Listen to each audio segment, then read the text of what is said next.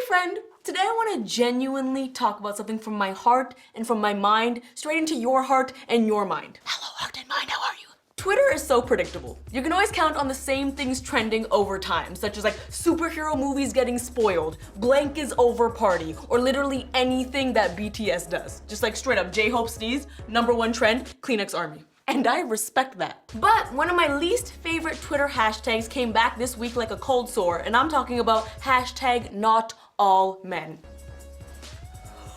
In case you missed this, let me break it down for you. Now the hashtag is actually in response to a really tragic story, and that is that earlier this month in the UK, a 33-year-old woman, Sarah Everard, was missing on her way home from a friend's house. And a week later, her body was found and a UK police officer has been arrested under suspicion of murder and kidnapping. Now hearing about Sarah's story struck a chord with me and so many other women, and so on Twitter, you had a lot of women sharing their stories about harassment. And it's really sad to say, but people weren't tweeting because they were shocked, they were tweeting because this kind of stuff is just all too predictable and too many women can relate. For women, wondering if we're gonna have to live in fear on any given day is like wondering if Dua Lipa's next song is gonna be a bop.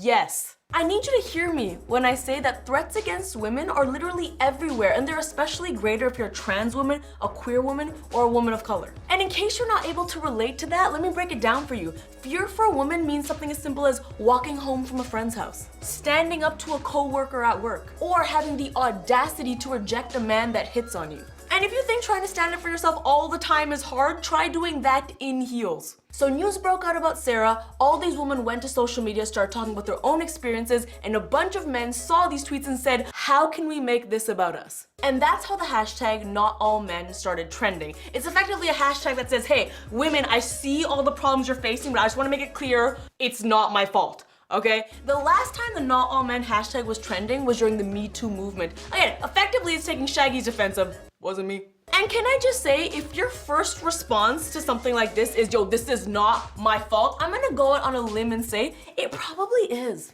It's the same thing with farts. He who denied it, supplied it. He who refuted it, tooted it. He who spurns it, churns it. I could go on. No, but for real though, all jokes aside, a normal person who is well-adjusted, if they met someone who went through trauma, they would probably say, I'm so sorry that happened to you. How can I help? Not, but I'm okay, right? Yes, we realize that 100% of men are not bad people. We never said they were. So I don't know why this hashtag has to trend trying to dispute something that was never a thing. We don't need these obvious hashtags, okay? We don't need a hashtag to say the original Aunt Viv was better. We know. And if this story sounds familiar, it's because it is. We've seen it before. We saw it when the Black community was trying to share their stories and bring attention to important causes, and all these people jumped online to say, all lives matter. Literally, no one asked for your racist opinion. Except for maybe Tucker Carlson. Same exact thing happened with the straight pride parade. Like, you have the queer community out here trying to be heard, trying to be celebrated, trying to feel safe and comfortable, and you're out here being like, we're here too. Yeah, we know, that's the problem.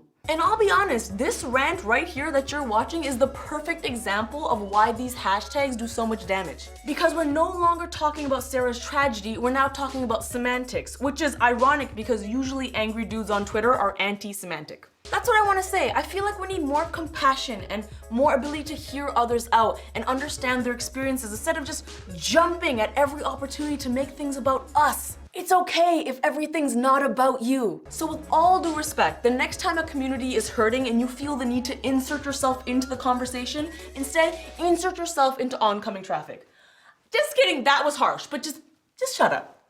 Hey, thanks so much for watching this clip. I hope you enjoyed it. If you did, make sure you subscribe to this channel for more just like it. If you don't, none of us can leave sad.